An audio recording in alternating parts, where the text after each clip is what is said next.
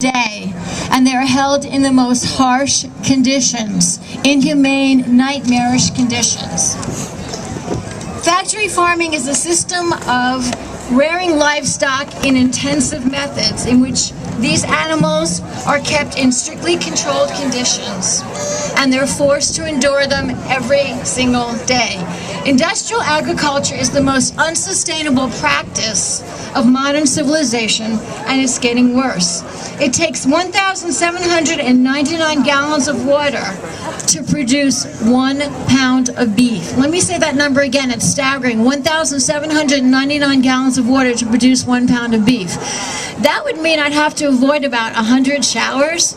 Well, I don't know about you, I don't want to give up my showers and lose my friends. In comparison, it takes 108 gallons for corn, 216 gallons for soy. And unfortunately, a lot of these food crops are being grown now for livestock, not for human consumption. When I say factory farming, what do you think of? Think of the images that come to mind. Does anybody want to volunteer what they think of when I say factory farming? Anyone? Yeah. Tell me. When I say factory farming, what do you think of? Suffering, yes, suffering. Anybody else? Gestation crates. Gestation crates. Yeah, we're trying to get them banned in New Jersey, but our clueless governor hasn't gotten the message yet. Campaign to go vegan. Make the world a little less sucky. Yeah, suffering, gestation crates, and over 10 billion animals annually are slaughtered for the food industry. What can you do to change that? You can eat a plant-based diet. You can grow your own food. You can go to organic, sustainable markets. Support local farmers.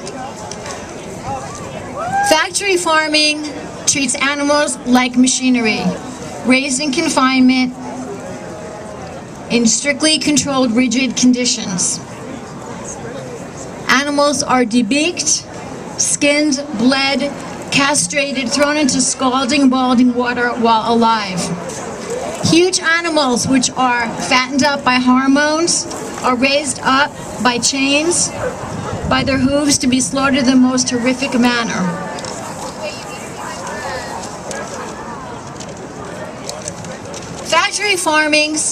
Factory farms include something called CAFOs, which are concentrated animal feeding operations. They typically store animal waste in huge open-air lagoons. Now, when I say lagoons, you might think of something pristine and pretty in the country where you can go swimming. No, these are sizzling cesspools of animal excrement. Several football fields large, which are prone to leaks and spills. Can you say disgusting? In 2011, an Illinois hog farm spilled 200,000 gallons of manure, animal excrement, into a creek, killing over 110,000 fish. Large-scale animal factories give animals antibiotics to compensate for illness, resulting from extremely overcrowded, filthy, wretched conditions. These dangerous drugs and hormones enter the environment and the food chain. When you eat animal products, you're taking these dangerous chemicals into your body. Water polluted with agricultural runoff can destroy whole ecosystems and are toxic to the animals, the humans, and the innocent little honeybee.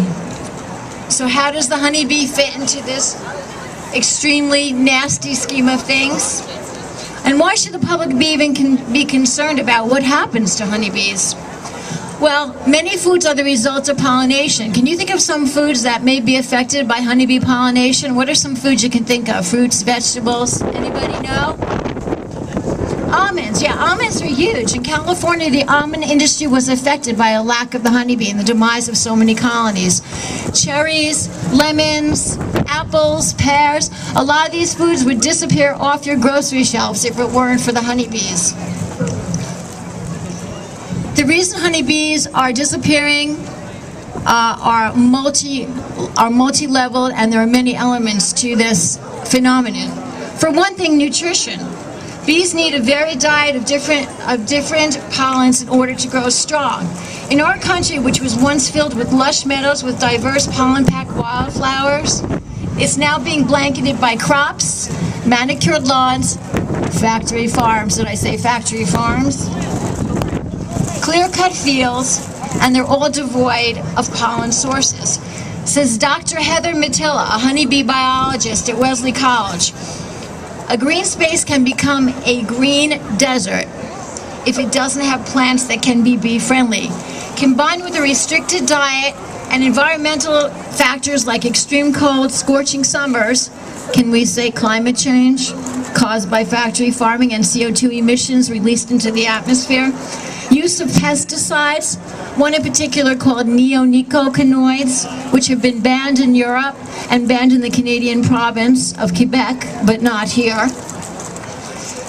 The bees become vulnerable to the ravages of mites, viruses, and other potential dangers to the colony. These neonicotinoids are killing bees, and humans will soon feel the sting. We're already feeling the sting. But don't think our government isn't concerned and isn't doing something about it. Federal agencies and localities are planting wildflowers alongside highways and under bridges, so they're effectively saying to the honeybees, go play in traffic, we're concerned about your welfare. See, it didn't stop with Lady Bird Johnson. With all the other problems that bees face now, including a nasty little varroa mite, which attaches to the bee's body and it basically sucks its blood, now the bees can breathe in fumes from 18-wheelers as well along the highways. Neonicotinoids are used on large-scale farms for about 140 different crops, including corn, canola, wheat, and soy. Many of these crops are grown for livestock, not for humans. There is evidence, despite truth-twisting marketing from producers, that neonicotinoids do not improve yields, but they do, however, kill bees by damaging their nervous system, weakening their memories, causing deformities, and impeding their ability to fly and forage. The lack of pollination affects the food chain. So what can we do to help the honeybees and help the animals and help the environment?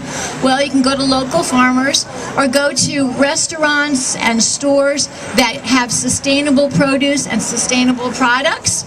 You can prepare your own vegan food. Look for vegan chefs. Invite them to your house to prepare lunch with you. Read, research. There's plenty of recipes on the internet right now that you can peruse and you can try out.